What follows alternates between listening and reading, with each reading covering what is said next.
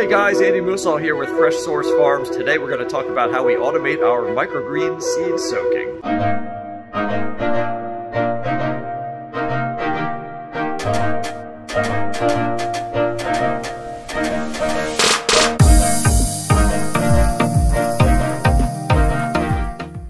So the beautiful thing about automating your seed soaking is that when you come in the day after, this is what you get. Seeds that are automatically soaked. These are all going to get planted today. Today is a Tuesday. It's actually a pretty light planting day for us. We plant a lot of our residential folks today. So you can see we've got 3 different buckets with 3 different types of seed. This one looks like it's corn, and then we got some peas in this guy, and then I believe this is probably wheatgrass. But yeah, so all this is all tied back to this jumbled mess of plumbing that we just threw together up here. It's kind of insane looking, but that's our hose link system right here that we use to water the actual farm. And then we have these 2 devices here. These are actually automated smart valves. So they're made by a company called Rainpoint. We have 2 different models here. So we actually have the one that has a single valve, and then we have this one which has a dual valve. You can see we actually labeled them as Zone 1 and Zone 2, and then this one actually says Zone 3 on there as well. So when we actually add these into FarmFlow as a task, we know exactly which hose to run each bucket to. So that way they turn on automatically at the time that we actually assign them to do so. So let's get into the details a little bit. You know, we run this for about a minute. So it fills the bucket up roughly about 3/4 of the way. That seems to be pretty consistent for most hoses. And we actually put the hose on shower mode as well, so that seems to work out pretty good to fill the bucket about 3/4 of the way. We also use these little individual seed bags. So you don't have to use these if you don't want to. You can soak all your seed together. I know Mike Hicks, that's how he does his. It's totally fine to do it that way as well, but we just do all of ours in individual little bags. These are just painter strainers bags, I think they call them. So I'll put a link in the description as to where you can find those. And we also make sure that we do it inside of a sink. So just in case, for whatever reason, if that water doesn't shut off, or if we have it run for too long, it'll just dump over and go right into the sink, and we won't have any flooding issues. So one of the things the Rainpoint system comes with is this little hub here, and this is actually how you connect the different devices to the actual internet. So really easy to use. You just turn it on and off with that button there. It's really easy to connect new devices. We have the 3 that we use at the moment, so they're already up and running. And in our case, I know this looks like a little bit of a mess, but we basically have one line coming out of the ceiling, which is right there. And then that guy runs down, wraps around into that little splitter there, which then goes into that single guy right here. And then this goes, the other side goes into this double, which allows us to use 2 hoses off of one actual connection. So this is definitely the way to go if you have multiple seeds to soak.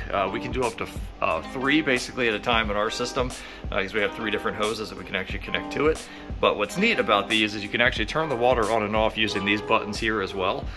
So we can just push these buttons, it'll turn the water on and off temporarily. We use it when we're watering. And the other cool thing is that it only allows the water to run for up to an hour. So if there was some kind of a leak in the system, it would automatically shut the valve off, which is kind of nice. So it gives us enough time to actually do some planting, gives us enough time to do watering of the whole farm, and it's really nice. It works out great. So one of the important parts is you want to make sure when you run these hoses down to your actual buckets that you actually have them turned on by default. So this guy's automatically turned on. So that one's an easy one. I'd recommend those hoses for this kind of use. This one's a little bit more challenging, so we actually had to zip tie it around there to make sure it actually stays open. It's just because we lost the little connection that's supposed to keep it open at the top there. It fell off at some point, we can't find it. So we just use this zip tie, we just slide it on and off. But what you have to do is once you're actually done with your soaking, you just want to make sure you actually slip these off. You know, then that way this thing is back turned off. So we'll do that as well, because God forbid you accidentally, you know, hang the hose back up, and then next thing you know, you don't have to soak something for some reason, then you got water just spraying out in the middle of the night at, you know, 12 o'clock at night or whatever. So this is the 3rd one here, no big deal. This one actually has a little connection still on the top, so we're able to, you know, keep that turned on as long as we need it. So works out good. So let's dive into the app a little bit. Alright, so we'll go ahead into the Rainpoint app. So I'm just going to go into my phone here, go to Smart Home for where I keep my things, and Rainpoint. And so you'll see these are all the different options that we actually have connected to our account already. So we have that 2-zone Wi-Fi irrigation timer at the top there, which you saw in the video earlier. Then we have what we call Zone 3, which is our main. which has the one single option. And then we have the shop Wi-Fi socket, which is basically what's plugged into the, as part of that shop irrigation hub, which is the next item down. And then we also have a Wi-Fi water timer at our house as well that we use for drip irrigation in our garden. So I'm not going to go too crazy into that one, but what you're really looking into is just, you know, clicking any of these. So I'm going to click on Zone 3 main here. It's going to show, you know, what amount of water was used in the last usage. It also has the battery status, which is full, which is crazy because that thing's been sitting there for probably a year and a half, and the batteries are still perfect, which is amazing. So you have irrigation control. You can start it and just go ahead and turn it on automatically through manual mode, but really what you're looking for is your plan option, which is in the middle there at the bottom. So these are 3 different sets that we have set up for times to go off. So Plan A, Sunday at 6 a.m. Plan B is Tuesday at 4 a.m. Plan C is Saturday at 6 a.m. So we soak seeds 3 different times a week with those actual, you know, that particular one.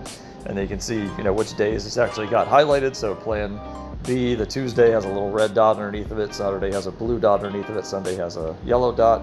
And any of these you can click on and make changes. So you'll see it's got irrigation or mist. You can set the start time, which is really nice. You can just pull down this little guy here and scroll up and down to select the time you want. And then the duration, again, same thing, little scrolls up and down. We always set it to 1 minute, like I said before. And we don't bother putting it on, you know, repeat every single day. We obviously only want it to run on the certain days that we want. I'll go back one screen here, show you what it looks like with the dual timer here. So this is going to be the 2-zone Wi-Fi irrigation timer. So this also shows how much water was used in the last usage. And you'll also see at the top there, it's got Zone 1 and Zone 2. So you can click on either one. It will take you through, you know, each process, so 2.9 gallons and 6.5 gallons. So for each one, you go into Plan, and you'll see it's got different ones for each zone. You can easily go back and forth between the two by just clicking on Zone 1 or Zone 2. And it's got the information there. So in this case, we run Zone 2 at 2 a.m. on Sundays, 8 a.m. on Tuesdays, and 2 a.m. on Saturdays. And then on Zone 1, we do Plan A has Friday and Saturday running at 10 a.m. Plan B has Tuesday at 4 a.m. Plan C has Thursday at 6 a.m. So, and you can turn these on and off, just clicking this little guy here. You'll turn them on and off, switch it back and forth, which is really simple.